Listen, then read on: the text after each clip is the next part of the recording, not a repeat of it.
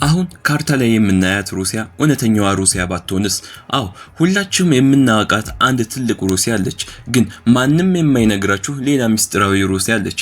ይህንን ስትሰሙ ላታምኑ ትችላላችሁ፣ ግን በዚህች በአንድ ሀገር ውስጥ ልክ እንደ እራሳቸው ሙሉ ሀገር የሆኑ ሌላ 21 የተደበቁ ሀገሮች አሉ። አዎ አልተሳሳታችሁም፣ 21 ሙሉ ሀገሮች። እነዚህ ሀገሮች በሩሲያ ውስጥ ሆነው የራሳቸው የሆነ ባንዲራ አላቸው፣ የራሳቸው ፕሬዝዳንት አላቸው፣ የራሳቸው ህግ አልፎ ተርፎም የራሳቸው የሆነ የተለየ ጦር ሰራዊት አላቸው። ለመሆኑ ይሄ እንዴት ሊሆን ቻለ? ሩሲያ ለምንድን ነው እነዚህን ሁሉ ሀገሮች በውስጧ የደበቀችው? ከዚህ አስገራሚ እውነት በስተጀርባ ያለው ሚስጥራዊ ታሪክ ምንድነው? ዛሬ ማንም ነግሯቸው የማያውቀውን የእነዚህን የተደበቁ የሩሲያ ውስጥ ሀገሮች የቼቼንያ፣ የዳግስታን እና የያኩቲያ አስገራሚ ታሪክ ይዤላችሁ መጥቻለሁኝ። እመኑኝ ከዚህ ቪዲዮ በኋላ ለዓለም የምታዩበት እይታ ሙሉ በሙሉ ይለወጣል። እስከ መጨረሻው ድረስ አብራችሁን ቆዩ። ለመሆኑ ሩሲያ ምን ያህል እንደምትሰፋ ታውቃላችሁ? አሁን ካርታውን ብታዩት ሩሲያ ከምስራቅ አውሮፓ ተነስታ እስከ ሰሜን ኮሪያ ድንበር ድረስ ትሄዳለች። ከአውሮፓ ተነስታ እስከ አሜሪካ ድንበር ድረስ ትዘልቃለች። በአንድ ሀገር ውስጥ ከ100 በላይ የተለያዩ ቋንቋዎች ይነገራሉ። 11 የተለያዩ የሰዓት ቆጠራ አላቸው። 190 የተለያዩ ህዝቦች ይኖሩበታል። እስኪ መጠኗን ይበልጥ ግልጽ ላድርግላችሁ። ትልልቅ የሚባሉትን የአረብ ሀገራት ሳውዲ አረቢያ፣ ግብጽን፣ አልጄሪያን ሁሉንም በአንድ ላይ ብንደምራቸው እንኳን ከሩሲያ መሬት ግማሽ ያህሉን እንኳን አይሞሉም። ከሩሲያ ቀጥሎ በዓለም ሁለተኛው የሆነችው ካናዳ ናት። እሷን ብትሆን የሩሲያን ግማሽ ያህል ብቻ ነው የምትሆነው። ግን ይሄ ሁሉ ግዙፍ መሬት እንዴት ሊገኝ ቻለ? ሩሲያውያን ዝም ብለው በሰላም ተቀምጠው ይሄ ሁሉ መሬት የተሰጣቸው ይመስላችኋል? በፍጹም። ታሪክ እናንተ ከምታስቡት በላይ በጣም አስፈሪና ደም አፋሳሽ ነው። ይህንን ለማወቅ ወደ ኋላ 1000 ዓመታት መጓዝ አለብን። በዚያን ጊዜ ሩሲያ አሁን የምናውቃት ትልቅ ሀገር አልነበረችም። በጣም ትንሽና ደካማ ሀገር ነበረች። ስሟም ኪቫን ሩስ ይባል ነበር። የሚኖሩባት ህዝቦች ደግሞ ስላቪክ የሚባሉ ረጃጅም ጸጉር፣ ለስላሳ ቀይና በጣም ሰላማዊ ሰዎች ነበሩ። እነዚህ ሰዎች በግብርናና በሰላም መኖር ብቻ ነበር የሚፈልጉት። ግን አንድ በጣም ትልቅና አስፈሪ ድክመት ነበረባቸው። መሬታቸው ምንም አይነት የተፈጥሮ መከላከያ አልነበረው። ተራራ የለም፣ ትልቅ ባህር የለም፣ ሙሉ በሙሉ ሜዳማ ነበር። ይሄ ምን ማለት መሰላችሁ? የትኛውም ጠላት መጥቶ በቀላሉ ሊወራቸው ይችላል። ታዲያ ያ የፈሩት ነገር ሳይደርስ አልቀረም። አንድ ቀን በሰው ልጅ ታሪክ ውስጥ ታይቶ የማይታወቅ በጣም ጨካኝና አረመኔ ህዝብ መሬታቸውን ሊወር መጣ። ለመሆኑ እነዚህ ጨካኝ ወራሪዎች ማን ነበሩ? እነዚህ ህዝቦች ሞንጎላውያን ነበሩ። ከመካከለኛው አሲያ ተነስተው በሺዎች የሚቆጠሩ ፈረሶቻቸው እየጋለቡ ልክ እንደ አንበጣ መንጋ ወደ ሩሲያ መሬት መጡ። ያገኙትን ከተማ ሁሉ አቃጠሉ። ህፃን አዛውንት ሳይሉ በሰይፍ ጨፈጨፉ። ንብረታቸውን በሙሉ ዘረፉት። በዚያን ጊዜ ሞንጎላውያን የዓለም 1/3 መሬት በእጃቸው አስገብተው ነበር። ሁሉም ሰው ይፈራቸዋል። ሁሉም ሰው ግብር ይከፍላቸዋል። እነዚህ ምስኪን ሩሲያውያንም በእነሱ ስር ወድቀው መረገጥ ጀመሩ። ታዲያ ሩሲያውያን በዚህ በጨካኝ የሞንጎል አገዛዝ ስር ለዘላለም ተረግጠው ቀሩ ወይንስ ይህንን ጨለማ ታሪክ የሚቀይር ሌላ ተአምር ተፈጠረ? ሚስጥሩ የሚጀምረው ሞስኮቪ ወይም አሁን ሞስኮ ብለን ከምንጠራት ትንሽ የንግድ ቦታ ላይ ነው። ሞስኮ በዚያን ጊዜ በጣም በረዶ የበዛባት ግን ደግሞ በጣም ሀብታም ቦታ ነበረች። ለመሆኑ ሀብታም ያደረጋቸው ምን እንደሆነ ታውቃላችሁ? ወርቅ ወይንስ አልማዝ? በፍጹም። በጣም የሚገርመው የዱር እንስሳት ቆዳና ጸጉር ነበር። የእነዚህን እንስሳት ቆዳ ለአውሮፓውያን እየሸጡ በጣም ብዙ ሳንቲም መሰብሰብ ጀመሩ። ታዲያ በዚያ በሰበሰቡት ገንዘብ ምን አደረጉ መሰላችሁ? በጣም ብዙ ዘመናዊ ጠመንጃዎችን እና ባሩዶችን ገዙ። ከዚያም ያንን ጨካኝ ሞንጎላውያን ጦር አንድ በአንድ እየመቱ ከአገራቸው አባረሩት። ግን ታሪኩ በዚህ አላበቃም። ሩሲያውያን ሞንጎላውያንን ካባረሩ በኋላም ሰላም ማግኘት አልቻሉም። ሁል ጊዜ ሌሊት ሲተኙ ጥላታቸው በዛ ክፍት ሜዳ ተመልሰው መጥተው ቢወሩንስ የሚል ፍርሃት ነበረባቸው። ስለዚህ አንድ በጣም እብደት የሆነ ውሳኔ ወሰኑ። የሚጠብቀን ተፈጥሯዊ አጥር ማለትም ትልቅ ተራራ ወይም ባህር እስክናገኝ ድረስ ወደፊት እንገፋለን አሉ። ይህንን ፍርሃታቸውን ለማጥፋት ወደ ምስራቅ መጓዝ ጀመሩ። እየተጓዙ ኦራል የሚባሉት ትልልቅ ተራሮች ጋር ደረሱ። አሁንስ ፍርሃታቸው ጠፋ? አልጠፋም። አሁንም ክፍት ቦታዎች ነበሩ። ጉዟቸውን ቀጠሉ። ወደ ሳይቤሪያ ገቡ። ሳይቤሪያ በዓለም ላይ በጣም ቀዝቃዛ ቦታ ነው፣ ግን ደግሞ በሚሊዮን የሚቆጠሩ የዱር እንስሳት ያሉበት የሀብት ክምችት ነው። ሩሲያውያን የእነዚህን እንስሳት ቆዳ እየሸጡ ይበልጥ በረታች። መጓዛቸውን አላቆሙ። በመጨረሻ ትልቁን የፓሲፊክ ውቅያኖስ እስኪያገኙ ድረስ መሬት መውረር ቀጠሉ። እንዲያውም ውቅያኖሱን ተሻግረው አሜሪካ አጠገብ ያለችውን አላስካን ጭምር በእጃቸው አስገቡ። እስኪያስቡት ከትንሽ መንደር ተነስተው የዓለማችን ትልቁ ግዙፍ ሆኑ። ግን ጓደኞቼ እዚህ ጋር ነው ዋናው ችግር የሚጀምረው። ሩሲያ ይህንን ሁሉ መሬት ስትወር መሬት ባዶ አልነበረም። የራሳቸውን ባህል፣ የራሳቸውን ሃይማኖትና የራሳቸውን ቋንቋ ያላቸውን በሚሊዮን የሚቆጠሩ የተለያዩ ህዝቦችን በጉልበት እየዋጠች ነበር የሄደችው። የቼቼንያ፣ የዳክስታን፣ የታታርስታን ህዝቦች ሁሉም በዚህች ትልቅ ሀገር ውስጥ ታሰሩ። እነዚህ ህዝቦች ደግሞ በሩሲያ ስር መኖር በፍጹም አይፈልጉም ነበር። ነፃነታቸውን ይፈልጋሉ። ጊዜው ደረሰና በ1917 የሩሲያ ንጉሳዊ አገዛዝ ወደቀና የሶቪየት ህብረት ተመሰረተች። በዚያን ጊዜ በሩሲያ ውስጥ የታሰሩት ህዝቦች በሙሉ በቃ አሁን ነፃነታችንን የምናገኝበት ጊዜ ደረሰ ብለው ተነሱ። ግን አዲሱ የሶቪየት መንግስት ምን አደረገ መሰላችሁ? አንድ በጣም አስፈሪ ምርጫ ሰጣቸው። ወይ በእኛ ስር ሆናችሁ ራሳችሁን የምታስተዳድሩበትን ትንሽ ነፃነት እንሰጣችኋለን፣ ካልሆነ ግን ያጨቋኝ የቀይ ጦር ሰራዊታችን መጥቶ በደም ያጥባችኋል። አንዳንዶች ፈርተው እሺ አሉ። ነገር ግን እንደ ቼቼንያና ዳክስታን ያሉት ጀግና ህዝቦች በፍጹም አንገዛም አሉ። ታዲያ ምን ተፈጠረ? በጦርነትና በደም በግድ በሩሲያ ስር እንዲሆኑ ተደረገ። ይሄ የተደበቀ ቁስል መቼ ነው የሚፈነዳው? ሩሲያ እነዚህን ህዝቦች እስከ መቼ ነው አፍና መያዝ የምትችለው? እስኪ አሁን ሁላችንም ለአንድ ሰከንድ ቆም ብለን ካርታውን እንየው። ምን ይታያችኋል? አንድ ግዙፍና ጠንካራ ሀገር አይደል? ግን ጓደኞቼ እውነቱ ይህ አይደለም። የሩሲያ ትልቁ ሚስጥር ያለው እዚህ ጋር ነው። ይህ ካርታ ለዓለም የሚታይ ትልቁ ውሸት ነው። ሩሲያ በውስጧ ያሉትን እነዚህን 21 ሀገሮች ለምን እንደደበቀች ታውቃላችሁ? ምክንያቱም እነዚህ ህዝቦች በማንኛውም ሰዓት ሩሲያን ሊያፈርሱ የሚችሉ በውስጥ የተቀበሩ ፈንጂዎች ስለሆኑ። ይህንን በሚገባ ለመረዳት ወደ 1991 መሄድ አለብን።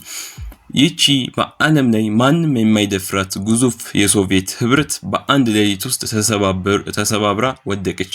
ያኔ ምን ተፈጠረ ይመስላችኋል? በውስጧ የታስረው የነበሩት ህዝቦች በሙሉ ነፃነታቸውን አወጁ። ዩክሬን፣ ጆርጂያ፣ አርሜኒያ፣ አዘርባይጃን የሚባሉት ሀገራት ሙሉ በሙሉ ተገንጥለው የራሳቸውን ህይወት መኖር ጀመሩ። ነገር ግን በሩሲያ ድንበር ውስጥ የቀሩት ሌሎቹ ህዝቦችስ፣ በተለይ እንደ ቼቼንያ ያሉ ህዝቦች እነሱ ከወጡ እኛስ ለምን እንቀራለን ብለው መሳሪያቸውን አነሱ። ሙሉ በሙሉ ከሩሲያ ለመገንጠል ጦርነት ውስጥ ገቡ። ያኔ ሩሲያ ምን ያህል እንደደነገጠች አስቡት። እነዚህ ሁሉ ሀገሮች በአንድ ላይ ከሄዱ ሩሲያ የምትባል ሀገር ሙሉ በሙሉ ትጠፋለች። ስለዚህ ሩሲያ ምን አደረገች? በጣም አስፈሪና ደም አፋሳሽ ጦርነት ከፈተችባቸው። በተለይ በቼቼንያ ላይ የተደረገው ጦርነት በሰው ልጅ ታሪክ ውስጥ በጣም ዘግናኝ የሚባሉት አንዱ ነበር። 2 ጊዜ ተዋጉ። በሺዎች የሚቆጠሩ ንጹሃን ህዝቦች አለቁ። ከተሞች ሙሉ በሙሉ ወደ አመድነት ተቀየሩ። ግን ሩሲያ በኃይል ብቻ እነዚህን ህዝቦች ለዘላለም ማቆየት እንደማትችል አወቀች።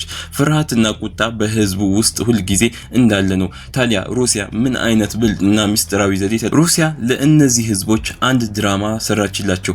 እሺ ትንገንጠሉ፣ ግን በሀገራቸው ላይ ሙሉ ነፃነት እንሰጣቸዋለን አለቻቸው። የራሳቸው ባንዲራ ስቀሉ፣ የራሳቸው ቋንቋ ተናገሩ፣ የራሳቸውን ህግ አውጡ፣ አልፎ ተርፎ የራሳቸውን መሪ ምረጡ አለቻቸው። እስኪ ያስቡት። ይሄ ለአንድ ህዝብ ትልቅ ነገር አይደለም? ግን ዋናው ወጥመድ ያለው የት ጋር መሰላችሁ? እነዚህ ሁሉ ሀገሮች ቢኖራቸውም ከላይ ሆነው የሚቆጣጠራቸው ግን አንድ ሰው ብቻ ነው። እሱም በሞስኮ ቤተ መንግስት ውስጥ የተቀመጠው ቭላዲሚር ፑቲን ነው። እሺ ይሄ የተሰጣቸው ነፃነት እውነተኛ ነፃነት ነው ወይስ ህዝቡ እንዳያምጽበት ሩሲያ የሰራቸው ትልቅ ማታለያ? አሁን ወደ ቪዲዮአችን በጣም አስደናቂ ክፍል ደርሰናል። ፑቲን እነዚህን ክልሎች ሙሉ በሙሉ በእጁ ለማስገባት የተጠቀመው ያ ማንም የማያውቀው ትልቁ ሚስጥር ምንድነው? ሩሲያ እነዚህን ሀገሮች በፍጹም እንዳይገነጠሉ አጥብቃ ያዘችው ለምንድን ነው? ምክንያቱም እነዚህ ሀገሮች ከሌሉ ሩሲያ የምትባል ሀገር በአንድ ሌሊት ውስጥ ደሃና አቅመ ቢስ ትሆናለች። እስኪ እነዚህን የተደበቁ ሀገሮች በደንብ እናያቸው። የመጀመሪያው ሀገር ያኩቲያ ወይም ሳህ ትባላለች። በሩሲያ ሰሜናዊ ምስራቅ የምትገኝ ከዓለም ሀገራት 90% የሚሆኑትን የምትበልጥ ግዙፍ ሀገር ናት። ቦታው በዓለም ላይ በጣም ቀዝቃዛው ቦታ ነው። ግን የሚገርመው እውነት ምን እንደሆነ ታውቃላችሁ? በዓለም ላይ ካለው አልማዝን 1/4 የሚወጣው ከዚህ ከያኩቲያ መሬት ውስጥ ነው።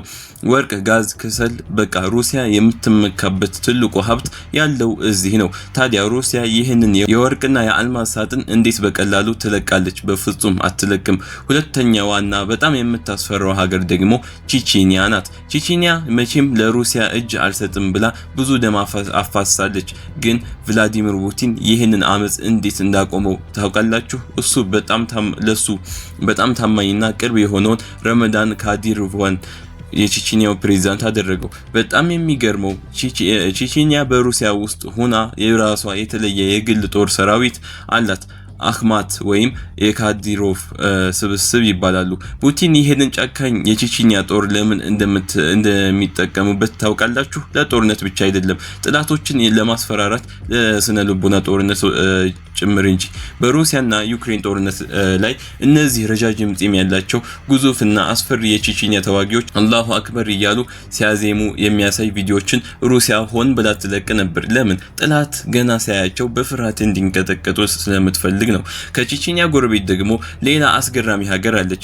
እሷም ዳግስታን ትባላለች። አሁን ላይ በዓለም ላይ ያሉ የዩኤፍሲ የትግል ሻምፒዮኖች እንደነ ሀቢብ ያሉ እንደነ ኢስላም ማካቺቭ የመጡት ከዚች ዳግስታን ነው። ህዝቡ በተፈጥሮ ተዋጊ ነው። ለምን መሰላችሁ? እዚያ ሀገር ውስጥ በየሰፈሩ ቢያንስ አንድ ትግል ማሰልጠኛ ክለብ አለ። ህፃናቱ ገና ከትንሽነታቸው ጀምሮ ራሳቸውን እንዲከላከሉና ጠንካራ እንዲሆኑ ነው የሚያድጉት። በመጨረሻም ማመን የሚከብደው ትልቁ እውነት ቶቫ የምትባል ሀገር አለች። ያኔ በቪዲዮ መጀመሪያ ላይ ሩሲያን ያቃጠሏት የጨፈጨፏት ሞንጎላውያን ነበሩ አይደል? አሁን ግን ታሪኩ ተገልብጦ እነዚህ የጨካኞች የሞንጎላውያን ልጆች ዛሬ በሩሲያ ውስጥ ቶቫ በሚባል ስም ተጠቃለው ይኖራሉ። አሁንም ድረስ የድሮ ባህላቸውን ይዘዋል። ፈረስ ይጋልባሉ፣ ተፈጥሮን ያመልካሉ። እዩት እንግዲህ ሩሲያ ማለት እኛ የምናያት አንድ ሀገር ብቻ አይደለችም። እነዚህን ሁሉ አስገራሚ ሀብታም፣ ባህላዊና ተዋጊ ህዝቦች በውስጧ የደበቀች ግዙፍ ዓለም ናት። አያችሁ አይደል? ታሪክ እንዴት አስገራሚና ሚስጥራዊ እንደሆነ። ከዛሬ 1000 ዓመት በፊት በፍርሃት ብቻ በልቧ የነበራት ጥላት እንዳይመታኝ ብላ የምትደበቅበት ተራራና ባህር በናፍቆት ስትፈልግ የነበረችው ያቺ ትንሿ ሞስኮ ዛሬ የዓለማችን ትልቋ ግዛት ሆና ቁጭ ብላለች። የፈለገችውን የተፈጥሮ አጥር አገኘች፣ ፍርሃቷንም በጉልበት አጠፋች። ግን ይሄንን ሁሉ ያደረገችው የብዙ ምስኪን ህዝቦችን ነጻነት፣ ባህልና ማንነት በውስጧ አፍና ይዛ ነበር። ሩሲያ ካርታ ላይ የምናያት ያቺ አንድ ወጣ ሀገር በፍጹም አይደለችም። በውስጧ 21 የተለያዩ ዓላሞችን፣ 21 የተለያዩ ታሪኮችን እና በሚሊዮን የሚቆጠሩ የቁስል ልቦችን የያዘች ሚስጥራዊ ምድር ናት። ይህ ታሪክ የሚያሳየን በዓለም ላይ የምናየው ማንኛውም ትልቅና የሚያብረቀርቅ ነገር ሁሉ ከበስተጀርባው ብዙ ማንም የማያውቀው ጥቁር ሚስጥርና ትልቅ መስዋዕትነት እንዳለው ነው። የዛሬው ቪዲዮአችን ይሄንን ይመስል ነበር። ለእናንተ አዲስ ዕውቀት እንደሰጣችሁና ለዓለም የምታዩበትን እይታ እንደቀየረው ተስፋ አድርጋለሁ። ይህንን ቪዲዮ ከወደዳችሁት ላይክ ማድረግ እንዳትረሱ። ለዚህ ቻናል አዲስ ከሆናችሁ ደግሞ ሰብስክራይብ በማድረግ የዚህ ትልቅ ቤተሰብ አባል ሁኑ።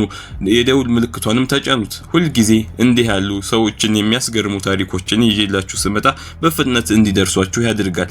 አሁን ከመለያየታችን በፊት ለእናንተ አንድ በጣም ትልቅ ጥያቄ አለኝ። ሁላችሁም በየኮሜንት መስጫው ላይ መልሳችሁን እንድታስቀምጡልኝ ይፈልጋለሁኝ። ከነዚህ 21 በሩሲያ ውስጥ ከተደበቁ ሀገሮች መካከል የነማን ታሪክ ነው ያስገረማችሁ? የያኩቲያ በሚሊዮን የሚቆጠር የአልማዝ ክምችት፣ የቼቼኒያ አስፈሪና ጀግና የጦር ሰራዊት፣ ወይንስ የዳግስታን የዓለም ክብርን የተቆናዘፉ ተዋጊዎች? እናስ ሩሲያ እነዚህን ሁሉ የተለያዩና ጠንካራ ህዝቦች ለዘላለም በአንድነት አፍና መያዝ ትችላለች ብላችሁ ታስባላችሁ? ወይንስ አንድ ቀን ሌላ ታሪክ እንሰማለን? የእያንዳንዳችሁን ሀሳብ ስለማነበው ኮሜንት ላይ አስቀምጡልኝ። ስለተከታተላችሁንም ከልብ እናመሰግናለን። በሚቀጥለው አስገራሚ ቪዲዮ እስክንገናኝ ድረስ ሰላም።